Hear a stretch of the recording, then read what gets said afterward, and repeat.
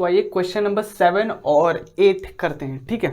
तो question number 7 में कुछ इस प्रकार है। क्वेश्चन नंबर 7 में आपका फर्स्ट टर्म दे रखा है 8, ए एन यानी कि जो आपका nth टर्म का होता है वो कितना दे रखा है 62, और सम ऑफ एन टर्म कितना है आपका 210। आपसे पूछ रखा है find the value of n, ठीक है, कितने टर्म है एपी में और कॉमन डिफरेंस, ठीक है। कैसे करेंगे, एक बात बताइए, आपने nth टर्म का फॉर्मूला तो पढ़ा होगा। क्या होता है nth टर्म का फॉर्मूला? होता है आपका A N is equal to A and plus of N minus 1 into D. यार ये तो होता है, ठीक है। और आपने सम ऑफ एन टर्म का फॉर्मूला भी पढ़ा होगा। क्या होता है? S N is equal to क्या होता है भाई, बताओ सम का formula. S is equal to N by two into two A and plus of what N minus 1 into D. Yes, ये तो काफी सिंपल सा फॉर्मूला है यार, ये तो हमें पता है, ठीक है।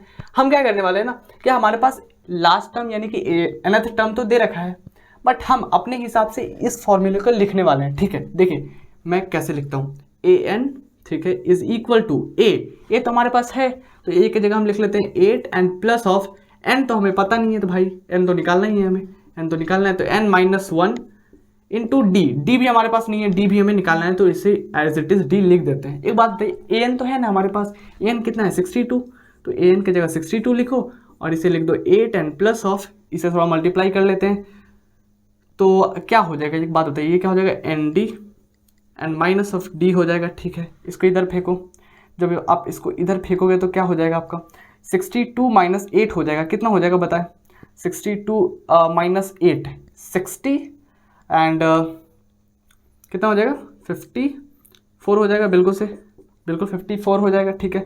54 एन डी माइनस डी हो जाएगा। एक बात बताइए, इसको हमने इक्वेशन फर्स्ट मान के रख लेते हैं, कोई दिक्कत वाली बात नहीं है, ठीक है। या तो अगर आप ऐसे भी यहाँ पे रखना चाहते तो रख सकते थे, ठीक है, बट देखते हैं कि आगे कैसे यूज़ आता है, उसके हिसाब से हम अभी रिस्पॉन्ड करेंगे, ठीक है। तो यहाँ तक आपको समझ आया होगा, कोई दिक्कत वाली बात नहीं है। अब हम क्या करते हैं, सम का फॉर्मूला एक बार यूज़ करते हैं इसको लिखने के लिए। तो चलो लिखते हैं, क्या लिखेंगे हम लोग, S N is equal to क्या लिखेंगे, n by two into a होता है ना, 2 इंटू ए, तो 2 इंटू ए कितना है 8 है, तो 2 8 जब कितना हो जाएगा 16 एंड प्लस ऑफ एन तो हमें पता नहीं, तो एन माइनस 1 इंटू डी हमें नहीं पता, तो डी की जगह डी लिख लेते हैं, कोई दिक्कत वाली बात नहीं है। एस एन हमारे पास दे रखा है कितना 210 which is equal to N by 2, ठीक है, तो एन बाई 2 लिख लेते हैं, 16 and plus of n d लिख लें, कोई दिक्कत वाली बात नहीं है, n d and minus of d लिख लेते हैं, ठीक है, कोई दिक्कत वाली बात नहीं है। इसको इधर फेंको, इसको इधर फेंको, बहुत सही फेंक देते हैं, कितना आ जाएगा 21 2 42 हो जाएगा, 3 यानी कि 420 विच इज़ इक्वल टू ये आपका आ जाता है 16 एन। एक बात बताओ, देख लो थोड़ा यहाँ पे, ये एन डी माइनस डी का वैल्यू तो है ना हमारे पास, कितना है 54 है, तो हम क्या करते हैं ना, यहाँ पे पुट कर दे, क्या बोलते हो, पुट कर दूँ, बिल्कुल चलो कर देते हैं पुट, ठीक है। तो हम यहाँ पे पुट करने वाले हैं, इसको हम एज इट इज एन लिख देते हैं, 16 प्लस ऑफ, हम करने वाले ऐसा है कि फर्स्ट इक्वेशन में जो आपका एन डी माइनस जो डी था वो 54 था, तो हम यहाँ पे वैल्यू पुट कर देते हैं 54। यहाँ ये हमने कहाँ से किया, फ्रॉम इक्वेशन फर्स्ट से किया, कोई दिक्कत वाली बात नहीं है। अब यहाँ से एन निकाल सकते हैं, बिल्कुल निकाल सकते हैं, क्या हो जाएगा 420 इज इक्वल टू कितना हो जाएगा 16 और प्लस 54 में पहले 6 जोड़ो, कितना हो जाता है 60 हो जाता है, और प्लस 10 70 हो जाता है, तो कितना हो जाता है 70 इंटू एन, यहाँ से n निकालोगे तो कितना हो जाएगा 7 6 जा 42 हो जाता है, यानी कि n की वैल्यू कितनी आ गई 6 आ गई, ठीक है, बहुत सही। ये आपका n कितना आ गया, ये आपका 6 आ गया, ठीक है। d निकालना है, d कैसे निकालें, एक बात बताओ, n की वैल्यू तो है, यहाँ पे डाल दे, बिल्कुल डाल देते हैं, और यहाँ से d निकाल लेंगे, तो इसको हम क्या करते हैं, यहाँ पे पुट कर देते हैं भाई, लिख देते हैं इसमें पुट, चलो पुट करते हैं, तो कितना आ जाएगा 54 इज इक्वल टू, हमारे पास 6 है इंटू डी हमें निकालना है, और माइनस ऑफ डी, ठीक है, कोई दिक्कत वाली बात नहीं है। कितना हो जाएगा 54 is equal to 60 minus d, कितना हो जाएगा 5d हो जाएगा, ठीक है। d कितना आ गया, d आ गया आपका 54/5, d कितना आ गया आपका 54/5, और n कितना आ गया 6 आ गया, पॉइंट में कर सकते हैं, बट आई गेस d की वैल्यू फ्रैक्शन में ही ठीक है, ठीक है। हमने क्या किया, n की वैल्यू निकाला, एक स्टेप हमने थोड़ा सा यहाँ पे अलग टाइप किया, क्या किया हमने यहाँ पे, जो वैल्यू आपका जो आया था फर्स्ट इक्वेशन में एन डी माइनस डी, उसकी वैल्यू क्या किया हमने सम वाले में पुट किया, तो हमारे पास सिर्फ n बचा और n का वैल्यू निकाल दिया, 6 आ गया, और उसको फिर से, क्योंकि हमें d की वैल्यू भी चाहिए थी, तो हमने क्या किया, इस वैल्यू को क्या किया फर्स्ट में डाला, तो हमारे पास फाइनली d आ गया, ठीक है। तो एन डी हमारा फाइन हो गया, डी कितना आ गया आपका 54/5, ठीक है 54/5, बहुत सही। क्वेश्चन नंबर 8 करते हैं। क्वेश्चन नंबर 8 में क्या क्या दे रखा है, nth टर्म दे रखा है कितना है 4 है, बहुत बढ़िया। डी कितना है 2 दे रखा है कॉमन डिफरेंस, और सम ऑफ n टर्म कितना है -14।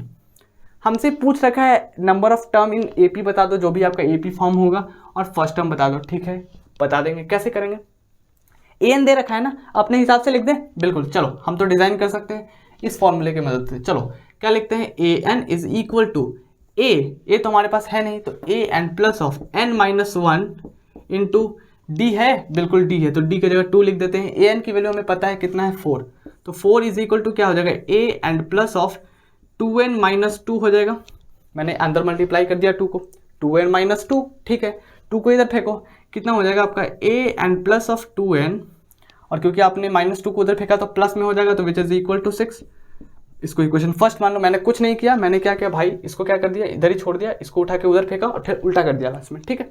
चलो ये हमारा इक्वेशन फर्स्ट आ गया, बहुत बढ़िया। एक बार सम का फॉर्मूला यूज कर लेते हैं और अपने हिसाब से लिख देते हैं।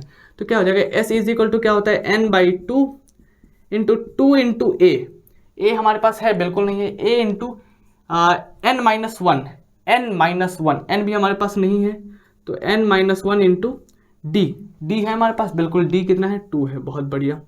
चलो हमारे पास Sn तो दे रखा है कितना है -14, तो चलो -14 is equal to n/2 2 into a N plus of, इसको अंदर मल्टीप्लाई कर सकते हैं, कोई दिक्कत वाली बात नहीं है, तो 2n-2 कर लेते हैं, कोई दिक्कत नहीं है यहाँ पर, ठीक किया था ना मैंने, हाँ ठीक है। चलो अब इसको इधर मल्टीप्लाई कर लो, कितना हो जाएगा ये 14 कितना हो जाता है -28 इज इक्वल टू क्या हो जाएगा n, ठीक है। एक काम करो, ऐसा करो, हमने क्या किया 2 को एक ऐसा करते हैं हम कि इसमें से 2 है ना, सबको निकाल के इससे काट देते हैं, तो हमें मल्टीप्लाई करने की आवश्यकता नहीं पड़ेगी, क्योंकि हम कम से कम कैलकुलेशन करना चाहते हैं, तो इसको 14 ही छोड़ दो।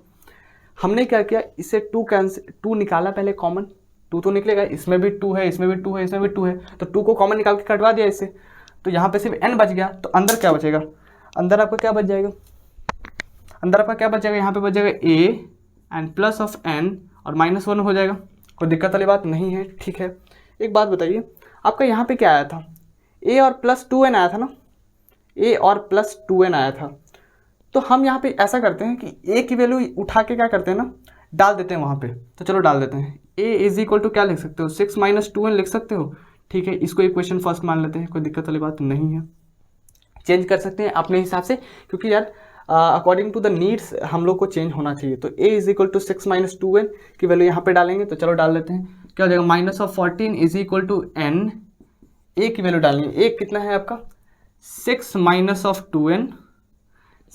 - 2n और इस a की वैल्यू बाकी as it is plus of n -1, ठीक है बहुत बढ़िया।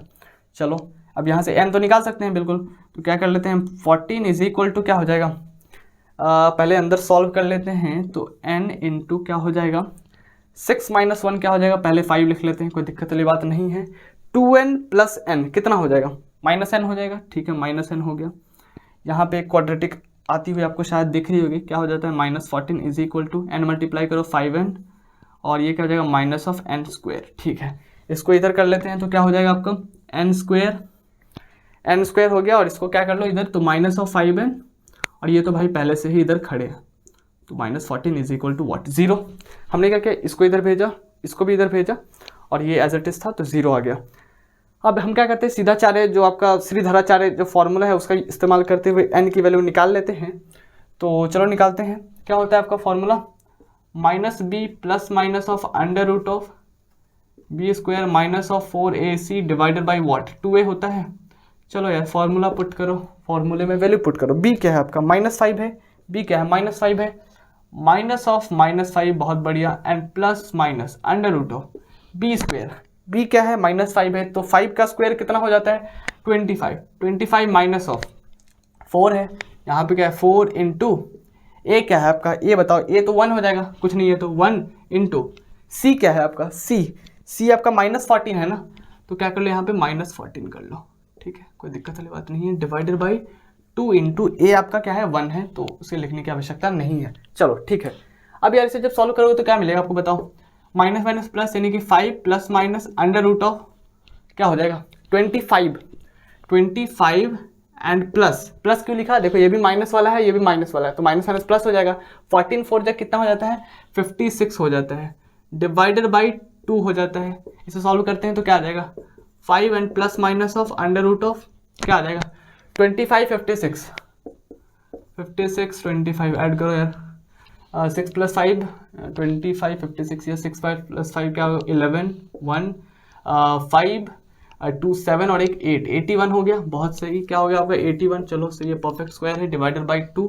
ठीक है, तो यहाँ से n की वैल्यू क्या क्या आती हुई दिख रही है, n इज इक्वल टू क्या आएगा, आ जाएगा आपका 5 plus minus under root of 81 9 हो जाएगा बिल्कुल से, तो 5 + -9 डिवाइडेड बाई 2 यही आपका आ जाएगा। अब इसे थोड़ा सा स्प्लिट कर देते हैं, जैसा कि आप जानते हैं एक बार प्लस वाला लिखेंगे एक बार माइनस वाला, तो क्या हो जाएगा n इज इक्वल टू क्या क्या वैल्यू आ रहा होगा, एक बार प्लस वाला लिख लेते हैं। तो 5 + 9 कितना हो जाता है बताओ, 5 + 9 14 हो जाएगा, 5 + 9 14 और 14/2 है, तो 14/2 7 हो जाएगा। और क्या आएगा वैल्यू बताओ, एंड एक बार माइनस वाला ले लेते हैं, तो 9 - 5 कितना हो जाता है -4 -4/2 कितना हो जाएगा -2 हो जाएगा। तो चलो -2। एक बात बताओ, जैसा कि अभी जस्ट मैंने आपको क्वेश्चन नंबर इसके पहले वाले स्लाइड पे बताया था कि n कभी भी निगेटिव नहीं होता है। क्या होता है n निगेटिव नहीं होता, क्यों नहीं होता निगेटिव, क्योंकि n बेसिकली क्या है नंबर है, और नंबर कभी निगेटिव हो नहीं सकता, मतलब काउंटिंग कभी निगेटिव नहीं हो सकती। दैट मीन्स अगर आपको कोई बोले कि कितने हाथी हैं, हाथी को कोई काउंट करो, तो ऐसा बोल सकते हो क्या कि यहाँ पे -100 हाथी है, ऐसा बोल सकते हो, बिल्कुल नहीं। वहाँ पे बोलोगे आप 100 हाथी है, 150 हाथी है, 1000 हाथी है, ऐसा बोल सकते हो। ऐसा बिल्कुल कभी नहीं, किसी से सुना भी नहीं होगा कि भाई यहाँ पे -10 हाथी है, तो माइनस नहीं होता है बेसिकली। तो माइनस वाला टर्म को यहाँ पे आप कंसिडर नहीं करेंगे। डैट मीन्स ये वाला जो आपका -2 है ना, वो पॉसिबल ही नहीं होगा, ये पॉसिबल नहीं होगा। यानी कि पॉसिबल क्या होगा, n की वैल्यू 7, यानी कि n की वैल्यू कितना आ गया 7 आ गया, बहुत बढ़िया। ए हम निकाल सकते हैं, बिल्कुल n है हमारे पास, यहाँ पे वैल्यू डालेंगे और a निकाल लेंगे। तो कुछ इसको हम क्या करने वाले हैं, इसको कुछ इक्वेशन थर्ड मान लो, कोई दिक्कत वाली बात नहीं है। अच्छा सेकंड नहीं माना तो इसको सेकंड मान लो।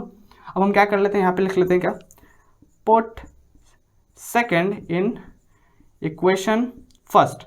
हम क्या करेंगे, सेकंड जो इक्वेशन है उसको क्या करेंगे फर्स्ट में पुट करेंगे, तो आपको a का वैल्यू मिलेगा, a इज इक्वल टू क्या होगा 6 - 2 × 7, क्योंकि n क्या है 7 है, तो क्या आ गया a इज इक्वल टू क्या 6 - 2 7 = 14। कितना आ गया a का वैल्यू बताओ 14, और ये 6 है, कितना हो जाएगा बताओ 9 हो जाएगा, यस लाइक 9। ओके, a की वैल्यू कितनी आ गई 9, a की वैल्यू कितनी आ गई आपकी 9, बिल्कुल से 9 6 14 होता है, और ये आपको पता है माइनस हो जाएगा। तो हमने क्या किया, हमने हमारे पास दोनों क्वेश्चन में लाइक सिमिलर क्वेश्चन था, an दे रखा था, इसमें भी an sn sn, ठीक है।